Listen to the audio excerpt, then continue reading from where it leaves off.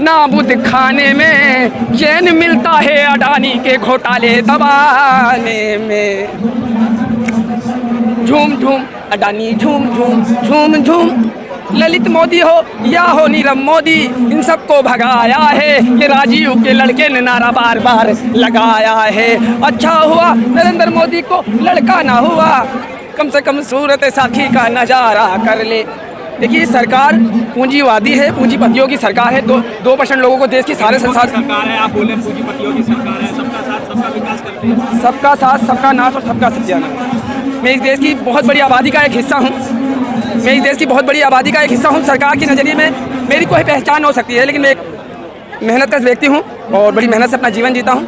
और भगवान से मैं तो राम जी से कृपा करूँगा भाई, राम जी से प्रार्थना करूँगा माता रानी सद्बुद्धि दे नरेंद्र मोदी जी को और पूरी गवर्नमेंट को कि जो बेटियों के लिए भी न्याय के पैमाने को अलग तरीके से नाप रहे हैं। अच्छा, अभी जो अंजना कश्यप है वो कह रही है कि भाई सबूत दो तब हम बहस करेंगे पुलवामा मामले पर।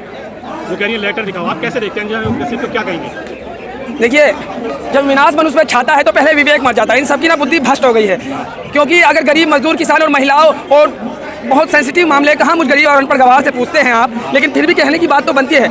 अगर सतपाल मलिक वर्तमान में गवर्नर थे, अगर उनकी रिस्पॉन्सिबिलिटी थी, वो कहते हैं कि अंतरात्मा पहले क्यों नहीं जागी जब आप सत्ता के हिस्सेदार थे। अरे सत्ता के हिस्सेदार थे जब किसान आंदोलन चल रहा था तो वो बार बार कह रहे थे कि बल प्रयोग ना करिएगा। और एक महान हस्ती है, शीश झुका के नमन करते हैं सतपाल मलिक जी को, जो सच्चाई इस देश में मधुर वाणी बोली और तरक्की पाई है। विरोध करेंगे तो जेल जाएंगे, विरोध करेंगे तो जेल जाएंगे। वो जेल जाने के लिए तैयार है बुढ़ापे में, लेकिन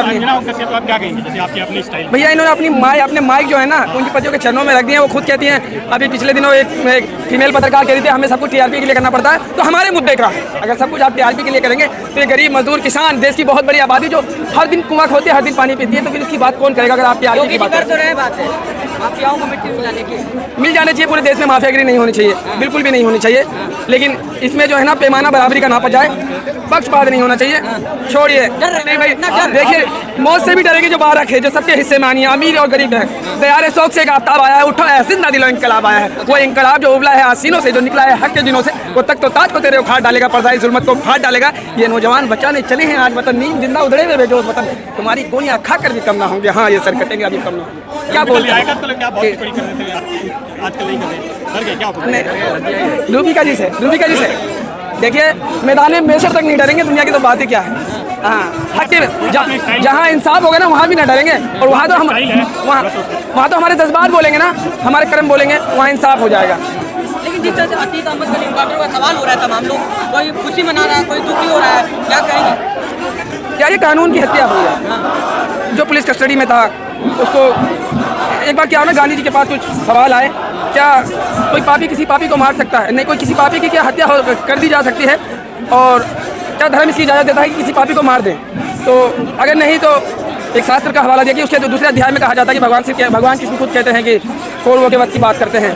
तो गांधी जी कहते हैं नहीं भी और हाँ भी, लेकिन पापी कौन?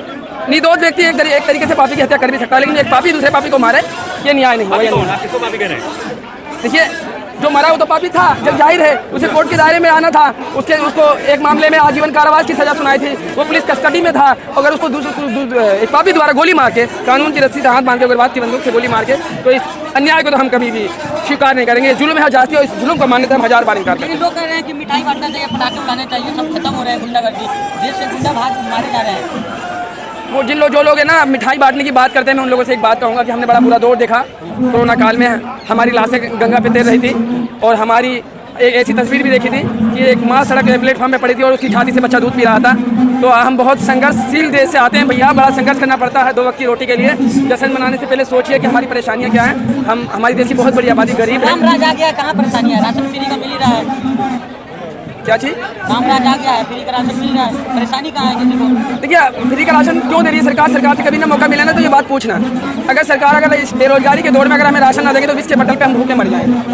और हमारी एक पहचान ये होगी कि भैया बहुत बड़े स्तर पे लोग जो है कुपोषित हो गए और मारे गए हैं। तो राशन देने की वजह यह है कि भैया बेरोजगारी का जो स्तर है वो अस्तर है और जो है सारे काम भारत से ख़त्म हैं। तो राशन देने की वजह है, मजबूरी है और देना चाहिए। क्यों नहीं?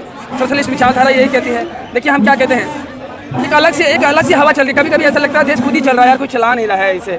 देखिए जब देश की स्थापना हुई तो समाजवादी पंथ निरपेक्ष गणराज्य के नाम से हुई थी। संविधान का पूरा गठन इसी विचारधारा के साथ हुआ था। भैया आज कोई कुछ कह देता है, कोई कुछ कह देता है, यहाँ तक है ना आखिर मोदी जी से आपको आजकल है ना भैया, प्यार की बात करने वाले को जेल हो जाती है। मोदी जी तो कर ही रहे प्यार की बात यार। जेनोसाइड की बात करने वाले डायरेक्टली कह देते हैं मार देंगे, ये कर देंगे, वो कर देंगे। वो लोग आज भी बाहर घूम रहे हैं। ये नाइंसाफी नहीं होनी चाहिए। मोहब्बत वाले गांधी के देश, डर गए। अरे गांधी के देश में अहिंसा की देश, अहिंसा वाली, अरे गांधी के देश में हिंसा कहीं से कहीं तक बर्दाश्त नहीं है। और भगत सिंह की वीरता, गांधी की अहिंसा और सही, और तुम्हारे अंबेडकर की समानता के साथ यार इनकलाब की लड़ाई लड़ेंगे। जमहूरियत और आइन के मानने वाले लोग हैं। पत्थर नहीं हम मानते, पत्थरों को नहीं मानते, कलम पे यकीन करते हैं। एक जगह इकट्ठा करके एक परमाणु बम छोड़ दीजिए, हम मिठाई बांटेंगे। क्या बात करते हैं साहब? पैमाना ना पिए, अरे पैमाना ना पिए। कौन सा पैमाना? माफिया के लिए कौन सा पैमाना? जब देश का गठन, देखिए जब देश का गठन हो रहा था ना, तो संविधान ने सुप्रीम कोर्ट को अलग, सबसे अलग दर्जा दिया था कि भविष्य में भी ना। कहाँ पे हैं? इंसान होने की साथ सारे गुंडे कांप रहे, तुम भी तो माफिया के नहीं हो, कांप रहे हो। सुनिए, हमारी जवान में ना हक और हलाल हैं। 300 रुपये कमाते हैं, हक की खाते हैं। कांपने की वजह यह है कि भैया इंसान है और बड़ा थक गए हैं, तो बड़ा बोल रहे हैं। तो योगी जी की तरह बड़ा महल नहीं है, सेमिनार में मेरी कोई बड़ी बंगला। संतों का आदर करता हूँ, सम्मान करता हूँ। इस देश में संतों का बड़ा इतिहास रहा है, उनका आदर और मठ में रहते हैं, 200 रुपये कमाते हैं, मठ में रहते हैं बाबा, मठ में रहते हैं।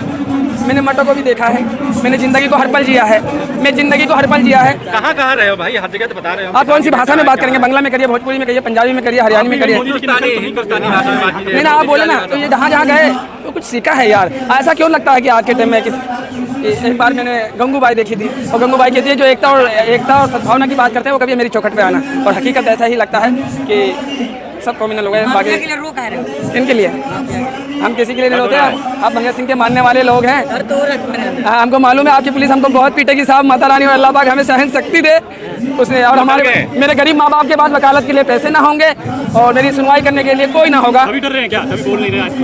अरे खुल के बोले, नाचे क्या? मेरी बहन धरने पे बैठी हैं, मेरी बहनें धरने पे बैठी हैं। मैंने दंगल देखी थी ना, जो आमिर खान ने पूरा हॉल खड़ा होकर तालियां मारा था। और फिर दरख्वास्त करता हूँ, आइए ताली मारेंगे उन शेरनियों के लिए जो सड़क पे बैठी हैं। आपने सिनेमा में ताली मारी थी ना, सिनेमा में आप भी बैठ के ताली मारे थे ना इनकी बहादुरी पे। आइए जंतर मंतर पे। थोड़ी दूर वो मंत्री। और सुनिए, सबसे बड़ी बात बता दें, ये जो बैठी है ना, ये दादा छोटू राम के वंशज है, जिन्होंने हक अपना अंग्रेजों से ले लिया। ये फांसीवादी सरकार क्या बात है? ये जमहूरियत है ना, मोदी जी आए और चले जाएंगे। अंग्रेजों ने तो एक क्षत्रिय ताकत से राज किया ना। दादा छोटू राम ने ना उन्हें भी घुटने टिका दिए, तो भूखा मारने में मजबूर कर दिया। क्या बात करते हैं? और 36 बिरादरी को साथ लेके चलने वाले, अखंडता और एकता का स्वरूप है। मैं देवता स्वरूप मानता हूँ दादा छोटू राम की। सर जमीन पे हरियाणा में जब जाएंगे ना, पानी मांगेंगे तो गुड़ साथ में देंगे। बोली कलक है लेकिन दिल इतना नरम है ना यार। कभी हरियाणा जाइए, उस हरियाणा की सरजमी से आते हैं, दादा छोटू राम की सरजमी से आते हैं।